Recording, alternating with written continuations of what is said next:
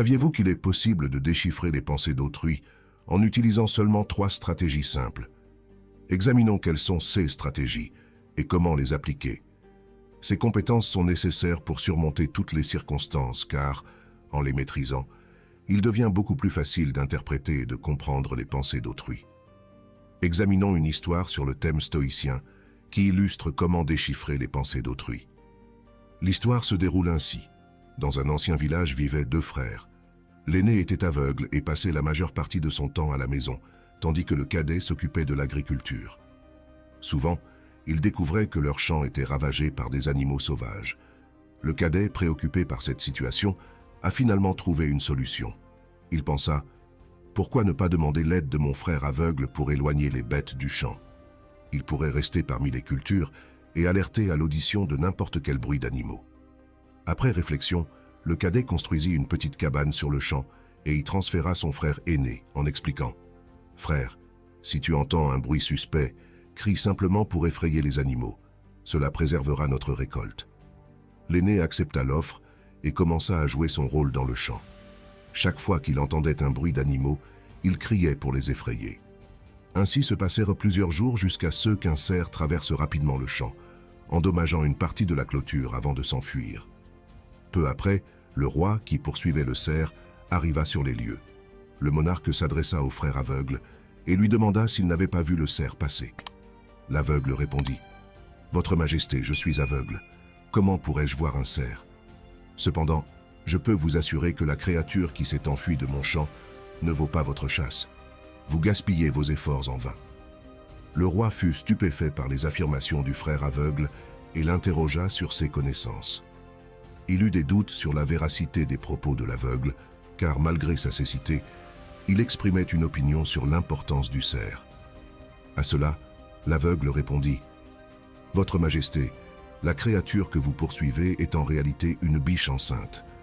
Je ne me souviens pas que le roi ait jamais poursuivi une biche enceinte, donc je considère que votre zèle est inutile et qu'il ne vaut pas la peine de gaspiller vos efforts sur elle. » Le roi, impressionné par cela, ne pouvait pas comprendre comment l'aveugle avait déterminé l'état de la biche. Il se demandait comment une personne sans vision pouvait être si sûre.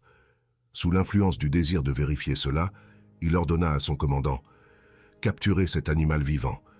J'ai besoin de vérifier si elle est réellement enceinte. L'aveugle semble très convaincu et je dois enquêter sur cela. Allez, et confirmez son état. » Le commandant reçut les ordres du roi et partit. À son retour, il confirma au roi que l'aveugle avait raison et que la biche était effectivement enceinte. Le roi, plein d'étonnement, ne pouvait pas comprendre comment l'aveugle savait que la biche était enceinte. Il se demandait comment l'aveugle pouvait le savoir, comment il pouvait être si sûr.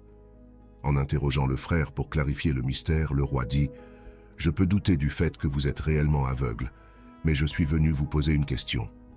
Êtes-vous prêt à me donner une réponse honnête ?» À cela, l'aveugle répondit « Votre Majesté, demandez ce que vous voulez, et je répondrai avec toute sincérité. » Le monarque dit « Vous êtes une personne d'une perspicacité exceptionnelle, et il semble que vous ayez une compréhension profonde de diverses questions. Je vous ai convoqué aujourd'hui pour savoir si ma femme me trompe. » L'aveugle répondit « Votre Majesté, qu'est-ce qui vous a amené à poser une telle question? Votre union a été de longue durée, sur de nombreuses années.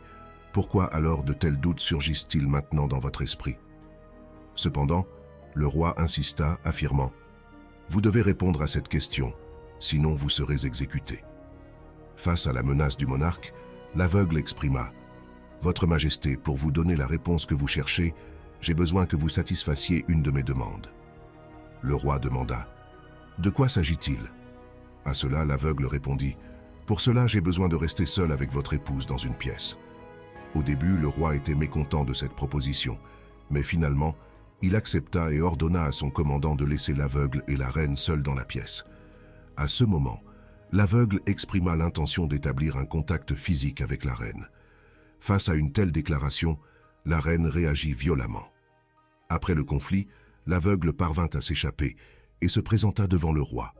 Puis l'aveugle informa le roi « Votre Majesté, votre épouse vous est infidèle. » Enragé, le roi dégaina son épée et se dirigea vers la reine, la prévenant que tout mensonge entraînerait son exécution. La question était la fidélité de la reine. À cela, elle répondit « Votre Majesté, vous pouvez me priver de ma vie, mais pas de mon honneur. » En confirmant la vérité des paroles de l'aveugle, le roi s'approcha rapidement de l'aveugle et demanda comment il avait su que sa femme le trompait. L'homme aveugle répondit « Votre Majesté, c'était très simple. J'ai mentionné à votre épouse mon désir de la toucher, et sa réaction était si violente qu'elle a commencé à m'attaquer. Au lieu de rejeter, elle a choisi la violence. Touchée par moi dans le processus, maintenant dites-moi, comment pourrait-elle être fidèle en réagissant de cette manière ?» Impressionné par la perspicacité de l'aveugle, le roi s'exclama « Votre perspicacité est admirable. Continuez. Donnez-moi la bonne réponse à une autre question et vous serez libéré. » Le roi demanda « Dites-moi, suis-je vraiment le fils de mon père ou d'un autre homme ?» À cela, l'aveugle répondit « Votre Majesté, cela vous inquiète-t-il vraiment ?» Néanmoins, le roi insista « Non, j'ai besoin d'une réponse concrète, sinon les doutes me consumeront. Je veux connaître la vérité. » L'aveugle répondit « Votre Majesté, je peux vous révéler votre lignée tout de suite, mais d'abord, j'ai besoin de votre promesse que vous ne réagirez pas avec colère. » Le roi, fils de son père, mais également influencé par un commerçant avide. Entendant cela, le roi se tourna immédiatement vers sa mère et demanda « Mère, s'il te plaît, dis-moi la vérité. Suis-je vraiment le fils de mon père ou d'un autre? Si tu ne me le dis pas, je renoncerai à mon existence juste ici. » La mère du roi répondit « Fils, tu es vraiment un descendant de ton père, mais tu es également influencé par un commerçant avide. » Soulagé, le roi retourna immédiatement vers l'aveugle et demanda comment il savait qu'un commerçant avide l'influençait. L'homme aveugle répondit « Votre Majesté, j'ai correctement répondu à plusieurs de vos questions, mais je n'ai encore reçu aucune récompense. De cela, j'ai conclu à votre inclination pour l'avarice. » Le roi rit et dit « Ce que tu demanderas te sera donné, mais explique-moi comment tu distingues le juste du faux. Comment peux-tu donner des réponses si précises ?» L'aveugle dit « Votre Majesté, ma cécité est congénitale. Si j'avais eu la vue, j'aurais facilement pu comprendre les pensées des autres personnes. L'esprit a son propre langage reflété dans les mouvements corporels. En observant les yeux, les lèvres et les gestes, on peut comprendre ce qui se passe dans l'esprit d'une personne. Mais étant aveugle, je perçois à travers les actions pour comprendre ce qu'une personne est vraiment, en me basant sur ce qui se passe dans son esprit. » Le roi demanda « Donc, je pourrais aussi comprendre les pensées des autres ?» À quoi l'aveugle répondit « Sans aucun doute, vous pouvez également distinguer les pensées des autres. Mais d'abord, vous devez travailler sur vous-même. Ce travail implique de calmer votre esprit et de vous concentrer sur le présent. Pour cela, aujourd'hui, je vais vous montrer 3 méthodes simples et accessibles. Tout d'abord, appuyez sur « J'aime » et abonnez-vous à la chaîne si vous aimez ce type de contenu. Mais revenons à la sagesse. Les yeux et l'expression corporelle sont les messagers de ces émotions. Dans les moments de tristesse, ils reflètent un tel sentiment, tandis qu'un rire sincère qui fait briller les yeux et soulève les joues signifie le bonheur, la bienveillance et la générosité. Les yeux jouent un rôle clé. Quand ils sont vifs et scintillants, on peut faire confiance à ce que la joie est authentique. De plus, faites attention à la zone entre les sourcils où des rides se forment sous tension, exprimant souvent de la confusion, une réflexion intense, ou l'effort de comprendre quelque chose de complexe. La deuxième technique, Votre Majesté, consiste à observer le langage non verbal. Le corps et les mains peuvent transmettre beaucoup sans mots, créant un langage secret qui exprime les désirs et les sentiments à travers des gestes tels que le tambourinement des doigts ou le bruit répétitif en tapant sur quelque chose. Cela peut indiquer l'ennui, l'impatience ou le désir de terminer la conversation. Je me souviens d'une fois où j'ai rencontré quelqu'un qui était très intéressé à me vendre quelque chose.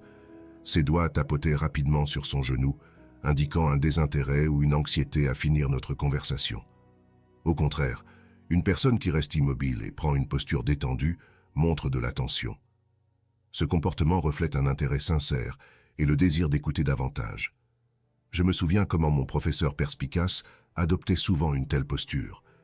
Bien que calme, il s'inclinait avec intérêt, montrant son désir de s'engager davantage dans la discussion. Les gens qui manipulent constamment leur visage pendant une conversation peuvent vous donner des indices sur leurs pensées. Ces gestes indiquent de l'anxiété et des intentions cachées. De même, les mouvements des mains peuvent révéler beaucoup. Par exemple, si quelqu'un touche rapidement son nez pendant une conversation, cela peut suggérer qu'il ment ou n'est pas tout à fait honnête. Faire attention à la façon dont ils réagissent à nos paroles et comprendre ce qui se passe dans leurs esprits peut aider à interpréter leurs pensées. Cependant, avant de continuer, il est extrêmement important de concentrer votre attention sur le présent. Seulement ainsi vous pourrez observer tous ces comportements, les interpréter et comprendre ce qui se passe dans l'esprit de l'autre personne. Si vous êtes coincé dans le passé ou préoccupé par l'avenir, vous ne pourrez jamais saisir le langage corporel de l'autre personne et, par conséquent, ne comprendrez pas ses pensées. Maintenant, Votre Majesté, passons à la troisième technique.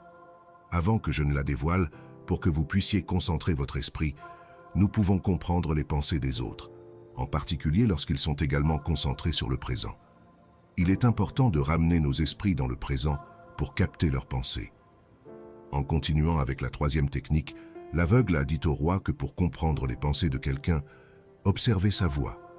La voix peut révéler beaucoup sur ce que pense et ressent une personne. Un ton rapide et excité d'un côté, et quelqu'un qui parle lentement et détendu de l'autre, est probablement calme et collecté. De plus, faites attention au ton de la voix. Un ton fort et perçant peut exprimer la colère ou la frustration, tandis qu'un doux et calme suggère la paix et la relaxation.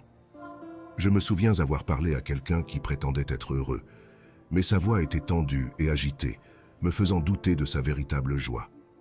La voix peut également exprimer des émotions, comme dans les cas de soupirs, de cris ou de rires sincères. En prêtant attention à la façon dont ils articulent les mots et utilisent le ton, vous pouvez facilement comprendre leurs pensées et sentiments. Voilà tout, Votre Majesté. Ce sont les 3 techniques que j'ai partagées aujourd'hui. Observez les yeux, le langage corporel et la voix d'une personne. Concentrez-vous sur ces 3 aspects et vous pourrez facilement saisir les pensées des autres. Cependant, n'oubliez pas que vous devez d'abord concentrer votre esprit sur le présent. Seulement ainsi vous pourrez observer, interpréter et percevoir ce qui se passe dans l'esprit de l'autre personne. Ainsi, vous pourrez connaître leurs pensées et enrichir votre existence. L'application de ces techniques dans notre vie moderne exige une approche consciente et délibérée, surtout dans un monde où la technologie et les distractions abondent. Pour intégrer efficacement l'observation des yeux, du langage corporel et de la voix dans notre quotidien, voici quelques conseils pratiques. Pratiquez la pleine conscience. Avant de pouvoir observer les autres, vous devez être pleinement présent. Commencez votre journée avec une courte méditation ou des exercices de respiration pour calmer votre esprit. Cela vous aidera à rester centré et attentif aux détails subtils dans les interactions avec les autres. Améliorez votre écoute active. Lorsque vous conversez avec quelqu'un, concentrez-vous pleinement sur ce qu'il dit, sans penser à votre réponse. Écoutez avec l'intention de comprendre, pas de répondre. Cela vous permettra de capter non seulement les mots, mais aussi les nuances dans leur voix, qui peuvent révéler leurs vraies pensées ou émotions. Observez les non-dits. Dans nos interactions quotidiennes, ce qui n'est pas dit est souvent aussi important que les mots prononcés. Prêtez attention au langage corporel, aux expressions faciales et aux gestes. Par exemple, si quelqu'un croise les bras pendant une conversation, cela peut indiquer une fermeture ou une défense, même si ces mots sont accueillants. Mettez en pratique l'empathie. Utilisez votre compréhension des pensées et des émotions des autres pour répondre avec empathie. Lorsque vous pouvez percevoir ce que quelqu'un ressent, adaptez votre réponse pour montrer que vous comprenez et respectez leur perspective, même si vous n'êtes pas d'accord. Réduisez les distractions numériques. Dans un monde dominé par les écrans, il est facile de perdre de vue l'importance des interactions humaines. Lorsque vous êtes avec quelqu'un, mettez de côté votre téléphone pour montrer que vous êtes pleinement engagé dans la conversation. Cela renforce la connexion et vous permet d'être plus attentif aux signaux non-verbaux. Pratiquez régulièrement. Comme toute compétence, la capacité à lire les pensées et les émotions des autres s'améliore avec la pratique.